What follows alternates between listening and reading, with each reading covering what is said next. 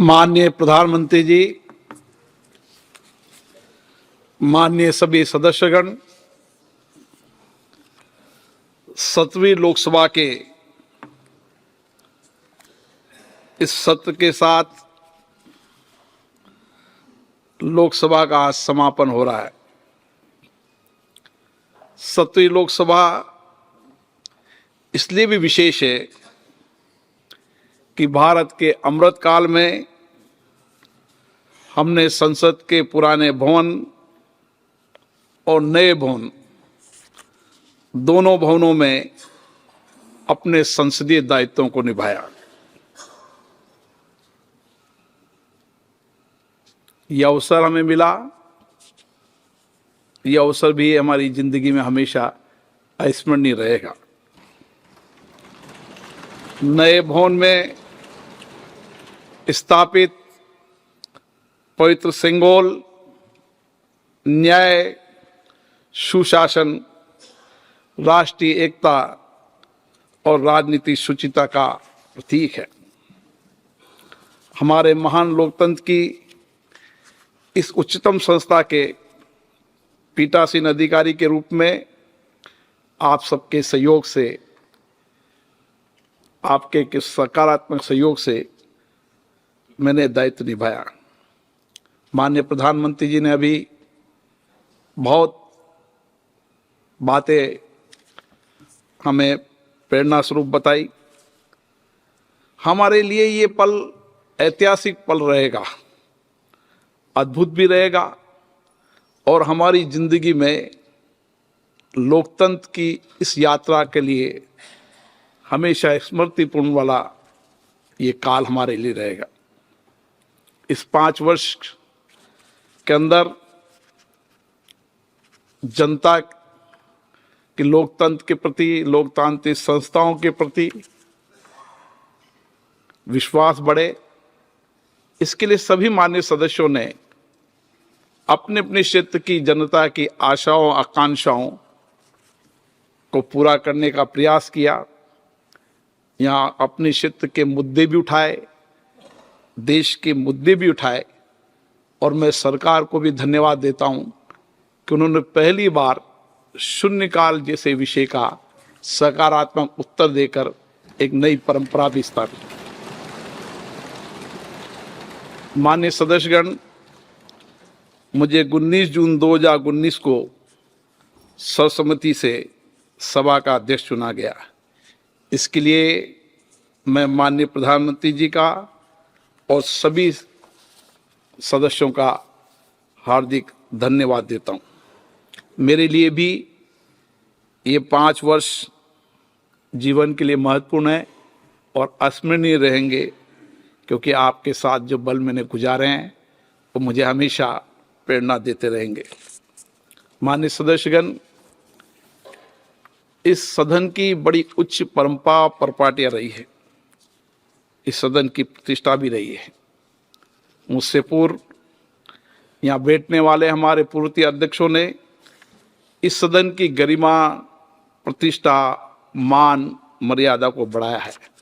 मैंने भी प्रयास किया है कि सभी दलों के नेताओं के सहयोग से इस पद की गरिमा भी और इस संस्था की सर्वोच्च प्रतिष्ठा बनी रहे और इसके लिए आपका सहयोग भी रहा, इसके लिए भी मैं आपको धन्यवाद देता हूँ।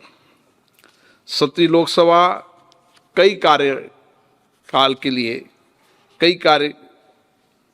17वीं लोकसभा कार्यकाल कई अर्थों में ऐतिहासिक रहा है। सभा के पीठासीन अधिकारी के रूप में जब मुझे दायित्व मिला तो मैंने कोशिश की, मैं सदन के लिए दूसरी बार का ही माननीय सदस्य था, मेरा कोई लंबा अनुभव नहीं था, लेकिन आप सबका सहयोग मिला और पहले सत्र में ही बिना व्यवधान के सदन की प्रोडक्टिविटी भी रही और सभी माननीय सदस्यों ने, विशेष रूप से नए आने वाले और पुराने भी सभी माननीय 540 सदस्यों ने सत्र के पहले सत्र में ही अपनी भागीदारी निभाई, अपने विचार व्यक्त किए, ये भी अपने आप में ऐतिहासिक उपलब्धि रहेगी। माननीय सदस्यगण, नए संसद भवन की आवश्यकता बहुत दिनों से लोग चर्चा करते थे। मेरे पूर्ववर्ती अध्यक्षों ने भी इसके लिए प्रयास किया। मैंने और सभी सदन के सदस्यों ने माननीय प्रधानमंत्री जी से संसद के नए भवन बनाने का आग्रह किया। माननीय प्रधानमंत्री जी ने हमारे दोनों सदनों के आग्रह को स्वीकार किया और इसके निर्माण की स्वीकृति की। माननीय प्रधानमंत्री जी के विजनरी नेतृत्व और उनकी अद्भुत कार्यशैली और हमारे श्रमवीरों जिन्होंने कोविड के समय भी जो अथक प्रयास किए, उसके कारण हमारा नया संसद भवन 2 वर्ष 5 महीने की अल्प अवधि में पूरा हुआ। माननीय सदस्यगण, ये कालखंड हमारे लिए बहुत चुनौतीपूर्ण रहा। विशेष रूप से वैश्विक महामारी कोरोना की चुनौती हमारे सामने थी। हमें हमारे संवैधानिक दायित्वों को निभाना था। देश की जनता सुरक्षित रहे, उसके कल्याण में, उनके सहयोग में हम हमारे संवैधानिक दायित्वों को निभाएं। मैं आज यह कह सकता हूं कि सभी माननीय सदस्य उस चुनौतियों के समय भी देर रात कर बैठकर उन्होंने अपने संवैधानिक दायित्वों को निभाया और 167% प्रोडक्टिविटी रही। जैसा कि माननीय प्रधानमंत्री ने बताया कि कोरोना काल गंभीर था, लेकिन मैं प्रधानमंत्री जी को धन्यवाद देना चाहता हूं। उन्होंने देश की जनता की भी चिंता की और अपने एक एक माननीय सदस्यों की भी चिंता की। जब भी उन्हें कोई जानकारी मिल जाती थी, वो व्यक्तिगत रूप से टेलीफोन करते थे और उनसे बात होने पर डॉक्टरों से चिंता व्यक्त करते थे। माननीय सदस्यगण, 7वीं लोकसभा का ये सत्र अपनी प्रोडक्टिविटी में भी ऐतिहासिक रहा। पिछली 5 लोकसभा में सबसे ज़्यादा प्रोडक्टिविटी 97% प्रोडक्टिविटी रही और उसमें विशेष रूप से महिलाओं की भागीदारी भी रही और सदन में उनकी सक्रिय भागीदारी भी रही। मैं देखता था देर रात्रि तक महिलाएं यहाँ बैठती थी, हमारी माननीय सदस्य महिला बैठती थी और अपने विचारों को व्यक्त करती थी, अपनी क्षेत्र की जनता की भावनाओं को अभिव्यक्त करती थी। माननीय सदस्यगण, ये हमारे लिए गौरव का विषय रहा कि नए संसद भवन के अंदर सर्वप्रथम दिन ही नारी शक्ति वंदन विधेयक 2000 चर्चा के लिए लाया गया। सभी दलों ने इसमें सहयोग किया और ये विधेयक पारित हुआ। इसके लिए मैं माननीय प्रधानमंत्री जी को भी धन्यवाद देता हूँ। ये विधेयक महिला सशक्तिकरण की दिशा में एक अभूतपूर्व उपलब्धि रहेगी और वर्षों तक इन सदनों में महिला आरक्षण विधेयक की प्रतीक्षा कर रहे थे, पर ये आपको ही सौभाग्य मिला है कि आपके समय ही ये महिला विधेयक पारित हुआ है। इसके अलावा इस सदन में बहुत महत्वपूर्ण और ऐतिहासिक विधेयक पारित हुए। हम अंग्रेजों के कानूनों को लेकर चल रहे थे। हमने हमारी आज़ादी के बाद हमारे कानून बनाए, भारतीय न्याय संहिता, भारतीय साक्ष्य बिल, भारतीय नागरिक सुरक्षा संहिता और विशेष रूप से इस सदन ने जम्मू कश्मीर पुनर्गठन विधेयक भी पारित किया। उसके साथ साथ डिजिटल पर्सनल डेटा, मुस्लिम महिला विधेयक, उपभोक्ता संरक्षण प्रत्यक्ष कर विधेयक, औद्योगिक संबंधी विधेयक, ऐसे कई ऐतिहासिक, आपकी जिंदगी में स्मरण रहे हो कि आपने बहुत ऐतिहासिक विधेयक पारित किए, जिससे एक लंबे समय तक देश के आर्थिक सामाजिक में एक बहुत बड़ा परिवर्तन होगा। ये मौका भी आप सबको, हम सबको मिला है। विगत 5 वर्षों में विशेष रूप से हमने भारतीय चिंतन को और भारतीय चिंतन की व्यवस्था को आगे बढ़ाने के लिए कानून पारित किए। इस सभा ने 5 वर्षों में बहुत अनुपयोगी कानून थे, उन कानून को रिफिल करने का काम भी इसी सभा ने किया। इस सभा ने 3 संविधान संशोधन विधेयक भी पारित किए। माननीय सदस्यगण, 17 लोक सभा का गठन 25 मई 2019 को किया गया था। इस सदन की पहली बैठक 17 जून 2019 को हुई थी। 17 लोकसभा में कुल मिलाकर 274 बैठकें हुई, जो 1354 घंटे तक चली। सदन में नियत समय में 345 घंटे की अधिक अवधि बैठकर हमने कार्य किया। इसी लोकसभा में व्यवधान के कारण 387 घंटे का समय भी व्यर्थ हुआ।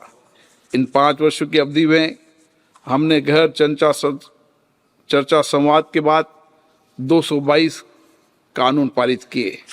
इस अवधि के दौरान 202 विधेयक पूर्व स्थापित किए गए तथा 11 विधेयक को सरकार द्वारा वापस लिया गया। 17 लोकसभा के दौरान 4663 तारांकित प्रश्न सूचीगत किए गए, जिसमें से 1116 प्रश्नों के मौखिक उत्तर दिए गए। इसी अवधि में 55,879 अतारांकित प्रश्न भी पूछे गए, जिनके लिखित उत्तर सदन में दिए गए।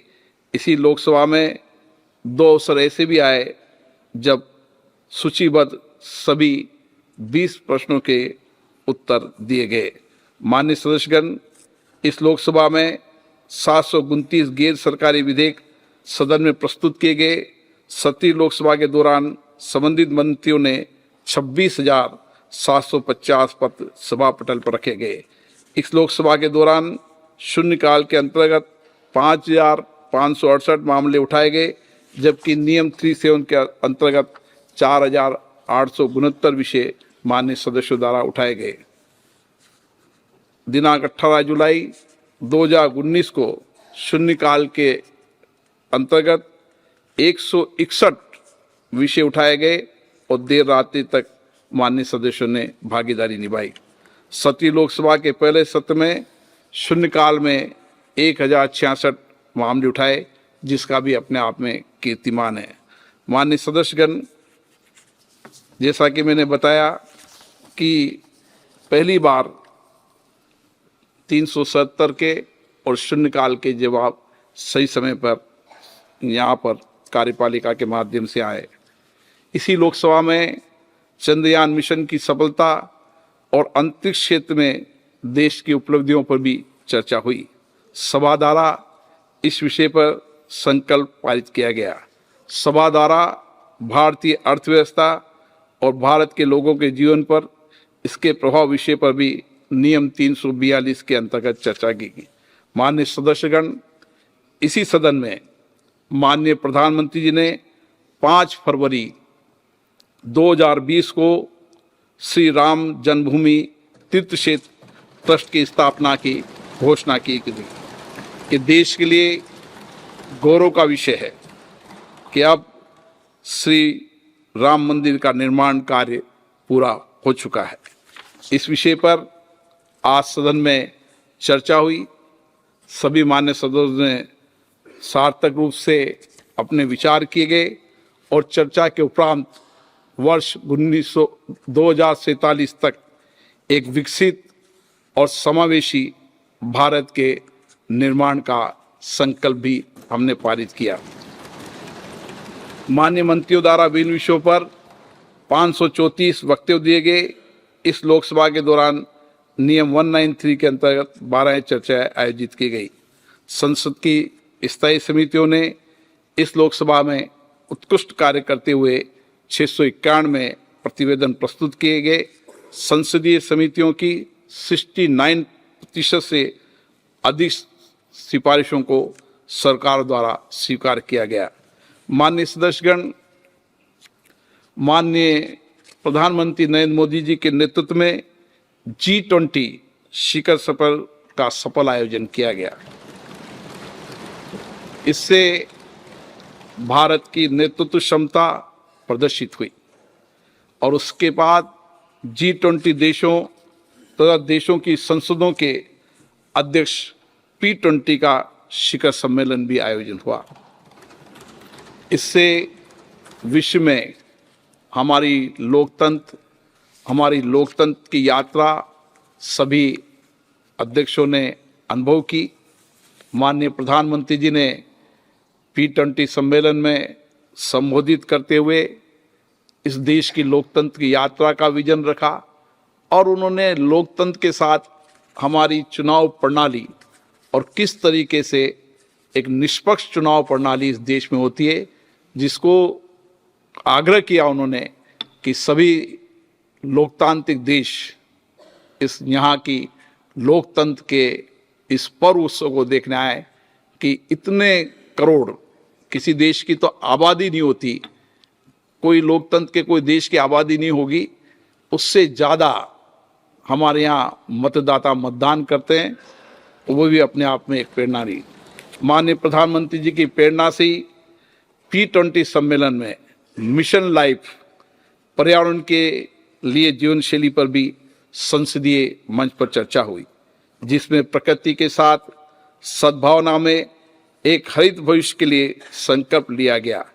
इस कार्यक्रम में सभी प्रतिभागी देशों ने समर्थन किया और सभी संसदों के अध्यक्षों ने संकल्प लिया कि हम अपने अपने देशों के अंदर भी इसी तरीके का संकल्प लेंगे, प्रस्ताव करेंगे और चर्चा करेंगे। इस लोकसभा में संविधान दिवस कार्यक्रम वर्ष 2019-2021 में संसद भवन में आयोजित किया गया। संसद की लोक सेवा समिति PSC की स्थापना के 100 वर्ष पूरे होने अवसर पर केंद्रीय कक्ष में विशेष कार्यक्रम 4 दिसंबर 2021 को आयोजित किया गया। दिनांक 19 सितंबर 2023 को संविधान सदन के केंद्रीय कक्ष में संविधान सभा से अब तक की 75 वर्ष की संसदीय यात्रा, उपलब्धियां, अनुभव, स्मृतियां और सीख विषय पर भी एक चर्चा आयोजित की गई। मैं विशेष रूप से माननीय प्रधानमंत्री जी का विजन का कुछ विषय आपको ध्यान दूँ। लोकसभा टीवी चैनल और राज्यसभा टीवी चैनल अलग अलग चलते थे। माननीय प्रधानमंत्री जी के मार्गदर्शन से संसद टीवी एक चैनल हुआ, जिससे करोड़ों रुपए की वित्तीय बचत भी हुई।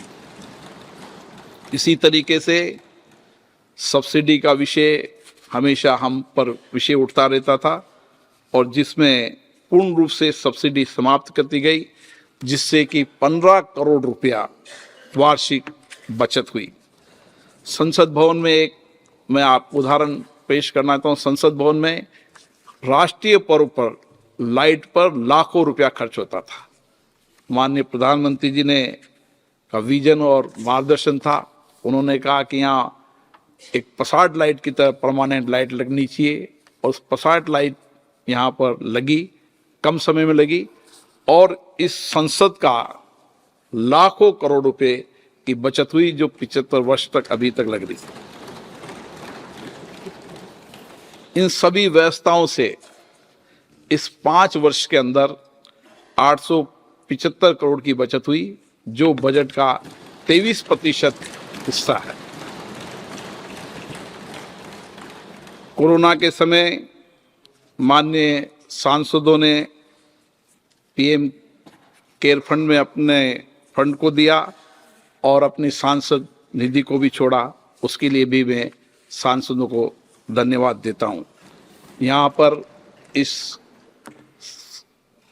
सारे परिसर को हरा भरा बनाने के लिए सभी मान्य सदस्यों ने अपने अपने नाम के वृक्षारोपण में लगाए, जो उनकी हमेशा जिंदगी में स्मृति रहेंगे और वह जब भी आएंगे, जब इस पेड़ को बड़ा होकर देखेंगे तो याद करेंगे।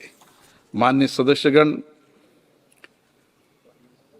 सभी विधेयों पर सार्थक वाद विवाद चर्चा हुई और सभी ने अपने इस पर ठीक से अपने विचार रखे।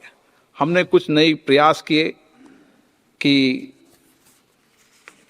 विधेयक के पहले माननीय सदस्यों के ब्रीफिंग सेशन के माध्यम से उनको विधेयकों की जानकारी, उद्देश्य लाना और उसके विधेयकों के प्रभाव के बारे में भी हमने लगातार कार्यक्रम आयोजित किए गए।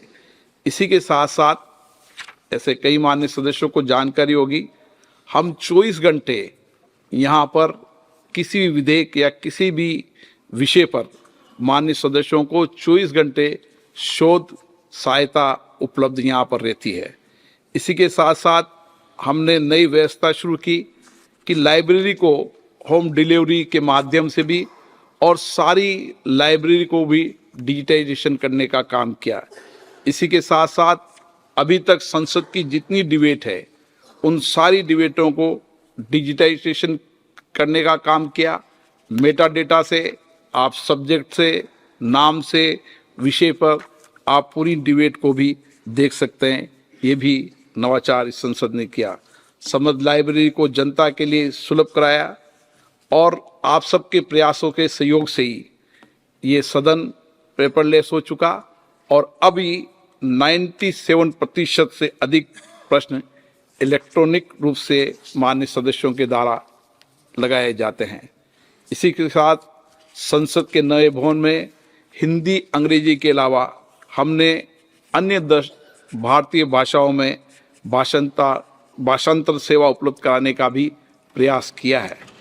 इसके साथ साथ हमने डिजिटल ऐप, डिजिटल संसद और आप जो अपनी बात कहते हैं उसको आधे घंटे में आपको व्हाट्सएप पर, आपके मोबाइल पर उपलब्ध कराने का भी प्रयास किया गया। माननीय सदस्यगणों, आवास बहुत पुराने हो गए थे। माननीय प्रधानमंत्री जी ने एक मार्गदर्शन दिया और अभी 112 नए आवास बनकर तैयार हो गए और 184 आवास का निर्माण कार्य चल रहा है, ताकि जब हमारे माननीय सदस्य आए तो उनको नए आवास मिलें, इसका भी एक प्रयास किया गया। माननीय सदस्यगण, लोकतंत्र में युवाओं की भागीदारी रहे और हमारी आने वाली पीढ़ी हमारी देश की आज़ादी के बाद जिन नेताओं का योगदान रहा उनके बारे में जाने, उनकी जीवन के बारे में जाने। इसके लिए माननीय प्रधानमंत्री जी के मार्गदर्शन से एक कार्यक्रम आयोजित किया गया जो हर महान विभूति के जो स्वतंत्रता सेनानी हैं उनके जयंती पर आयोजित किया जाता है संविधान सदन में।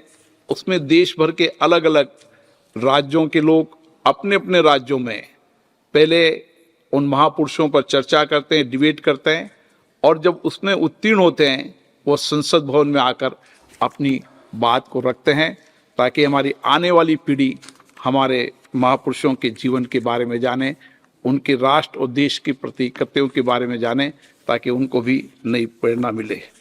माननीय सदस्यगण, लोकसभा के पीठासीन अधिकारी का दायित्व के नाते 6 पीठासीन अधिकारियों के सम्मेलन हुए और हमने प्रयास किया कि देश की सभी लोकतांत्रिक संस्थाओं में, विधानसभाओं से लोकसभाओं, उसमें सदनों की प्रतिष्ठा बने, गरिमा बने, हमारे सदस्यों का आचरण व्यवहार ऐसा हो ताकि लोगों का और लोकतंत्र में और इन संस्थाओं के विश्वास भरोसा बढ़े। इसके लिए सबने एक मत से इस बात का विचार किया कि हमें सदन की गरिमा प्रतिष्ठा बढ़ाने के लिए हम सभी सदस्यों को इस तरीके का व्यवहार करना चाहिए कि जनता का विश्वास हमारी संस्थाओं पर, हम पर और हो, ताकि हम और मर्यादित तरीके से इन संस्थाओं के माध्यम से लोगों का कल्याण कर सके। माननीय प्रधानमंत्री जी ने एक नया विजनरी मार्गदर्शन उस समय दिया, 1 नेशन 1 लेजिस्लेटिव प्लेटफॉर्म। आज हम ये कह सकते हैं कि पूरे देश की विधानसभाओं का जो भी वहाँ की डिबेट, चर्चा, बजट और लोकसभा, राज्यसभा की जितनी भी कार्रवाइयाँ आने वाले समय में एक प्लेटफॉर्म पर आप देख पाएंगे। ये भी एक नया प्रयास किया गया। माननीय सदस्यगण, इस लोकसभा के दौरान भारत में 16 देशों के संसदीय शिष्टमंडल का आना हुआ और देश के और 42 शिष्टमंडल भारत से अन्य कई देशों की यात्रा पर गए। इससे हमारे अंतर्राष्ट्रीय मंचों पर हमारी भागीदारी बढ़ी और हमारी अंतर्राष्ट्रीय मंचों पर कई संस्थाओं के अंदर हमारी भागीदारी भी बढ़ी और माननीय सदस्यों को कई कमेटियों के सदस्य के रूप में भी निर्वाचित भी हुए और मनोनीत भी हुए। इससे वैश्विक स्तर पर भारत की शक्ति और प्रतिष्ठा बढ़ी है। माननीय सदस्यगण, आप सबका मुझे बहुत सहयोग मिला, सकारात्मक सहयोग मिला, माननीय प्रधानमंत्री जी का मिला, सभी दल के नेताओं का मिला और मैंने कोशिश की कि सदन की गरिमा प्रतिष्ठा बनी रहे। उस गरिमा प्रतिष्ठा बनाने में मुझे कुछ कठोर निर्णय भी करने पड़े, लेकिन मैं कठोर निर्णय करते समय मैं कभी इस मत का नहीं था कि मुझे कोई सदस्य पर कार्रवाई करनी पड़े। भविष्य में हम इस नए सदन के साथ हम सदन की गरिमा और प्रतिष्ठा बढ़ाने के लिए और प्रयास करेंगे। हमारी प्रोडक्टिविटी 97% नहीं, हमारी प्रोडक्टिविटी हमेशा 100% से ऊपर हो। हमारा आचरण हो, हमारा व्यवहार ऐसा हो। असहमति सहमति हमारी लोकतंत्र की ताकत है, ये होना भी चाहिए। विचारों पर अलग अलग विचारों अचल दल से लोग चुनकर आते हैं, लेकिन सदन की गरिमा बनी रहे, ये हमारी सामूहिक जिम्मेदारी भी है और मैं आशा करता हूँ कि आने वाले समय में हम इसके लिए प्रयास करेंगे। यहाँ पर सभी सदस्य अलग अलग दल, अलग अलग विचारधारा, अलग अलग क्षेत्र से आते हैं, लेकिन इस 5 साल में मुझे एक परिवार जैसे लगे। मुझे एक ऐसा परिवार लगा जो हमेशा मेरे जीवन में अविस्मरणीय रहेगा। मेरे ऐसे संबंध सभी लोगों से हुए, एक परिवार जैसे संबंध हुए। आत्मिक भाव मिला, न पक्ष न विपक्ष, सब मेरे लिए सदस्य हैं। मैं कोशिश करूंगा कि सभी सदस्यों के मान सम्मान बनाने का हमने प्रयास किया है। अगर कुछ कटुता के निर्णय भी लेने पड़े तो वो सदन की गरिमा के लिए, सदन की प्रतिष्ठा के लिए लेने पड़े। आज जब हम लोकसभा के समाप्त होने पर जा रहे हैं तो अपने अपने क्षेत्र के अंदर जाएंगे और अपने सार्वजनिक जीवन में हमने संसद के अंदर जो अनुभव प्राप्त किए, भारत के लोकतंत्र की समृद्धि और प्रतिष्ठा बढ़ाने के लिए जो हमने सहयोग किया, उसकी भी जानकारी भी हम जनता को देंगे और प्रयास करेंगे कि जो मुद्दे हमने उठाए हैं उन मुद्दों को किस सकारात्मक रूप से सरकार ने लिया और किस सकारात्मक रूप से उस मुद्दों का हल निकाला, इसके लिए भी मैं सरकार को विशेष रूप से सहयोग देता हूं। मैं माननीय उपराष्ट्रपति जी का भी धन्यवाद देता हूं, जिनका सकारात्मक सहयोग मुझे हमेशा मिलता रहा। मैं माननीय प्रधानमंत्री जी का विशेष रूप से धन्यवाद देता हूं, जिनका मार्गदर्शन मुझे हमेशा मिलता रहा और उन्होंने हमेशा कोशिश की कि सदन की गरिमा प्रतिष्ठा बनी रहे। लोकतंत्र के अंदर भारत की जो प्रतिष्ठा है वो दुनिया के लिए मार्गदर्शन है और उन्होंने हमेशा यही मार्गदर्शन किया कि संसद की प्रतिष्ठा बनी रहनी चाहिए, मर्यादा बनी रहनी चाहिए। व्यक्ति आएंगे चले जाएंगे, लेकिन सदन और सदन की पीठ की मर्यादा बनाने के लिए उनका मार्गदर्शन मुझे हमेशा मिलता रहा। इसके लिए मैं प्रधानमंत्री जी का धन्यवाद देता हूं। मैं सभी चेयरपर्सन का बहुत बहुत धन्यवाद देता हूं, जो बहुत देर तक यहाँ बैठकर उन्होंने सदन की कार्रवाई को चलाया। मैं संसदीय कार्य मंत्री, संसदीय राज्य मंत्री, सभी माननीय मंत्रिपरिषद के सदस्यों को भी धन्यवाद देता हूं, जिन्होंने सदन चलाने में सकारात्मक सहयोग दिया। मैं प्रेस और मीडिया के मित्रों को भी धन्यवाद देता हूं, जिन्होंने यहाँ सदन की बात जनता तक पहुँचाने में अपनी महत्वपूर्ण भूमिका निभाई। मैं सभा को मैं प्रदान की गई समर्पित त्वरित सेवा के लिए हमारे ऊर्जावान लोकसभा के महासचिव, अधिकारियों और कर्मचारियों को भी सराहना करता हूं, जिन्होंने देर रात्रि तक बैठकर इस सदन की के संचालन में सहयोग किया।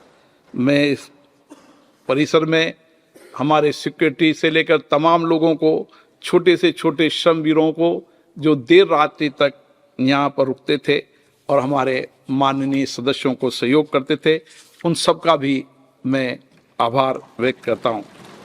मैं सभा की कार्रवाई के संचालन में समृद्ध एजेंसियों को उनकी प्रदान की गई सेवाओं के लिए भी धन्यवाद देता हूँ।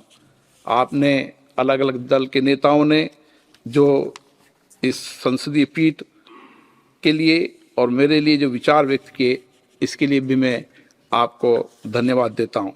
मुझे आशा है हम सबका भावी जीवन समृद्ध हो, स्वस्थ रहे, कुशल रहे और हम इसी तरीके से लोकतंत्र के मूल्यों की संवर्धन करने में अपना जीवन समर्पण करें और जो कुछ भी हमने यहाँ अनुभव प्राप्त किया है, उस अनुभव का लाभ देश की जनता को मिले और हमारे प्रयासों से हम समाज के अंतिम व्यक्ति के जीवन को बदलने के लिए लगातार हमारी जिंदगी को इसी तरीके से समर्पित होकर सेवा देते रहें। मैं आप सबको पुनः बहुत बहुत धन्यवाद देता हूँ। अब वंदे मातरम के लिए आग्रह करता हूँ।